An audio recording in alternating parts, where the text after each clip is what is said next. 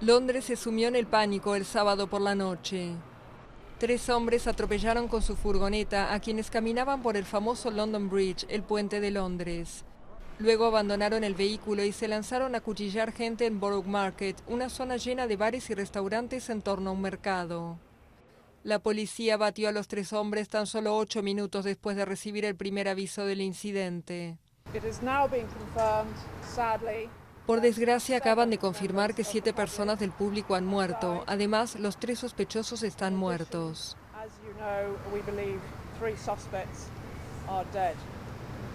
Hay además 48 personas hospitalizadas. La policía detuvo el domingo a 12 personas en el este de Londres en conexión con el atentado. Creemos que este incidente está bajo control. De todas formas, sigue habiendo un gran cordón policial en torno al puente de Londres y el mercado de Borough y varios policías en el lugar. La primera ministra británica Theresa May dijo que el país se enfrenta a una nueva forma de amenaza en la que los autores de los atentados se copian unos a otros y se inspiran en la malvada ideología del extremismo islamista.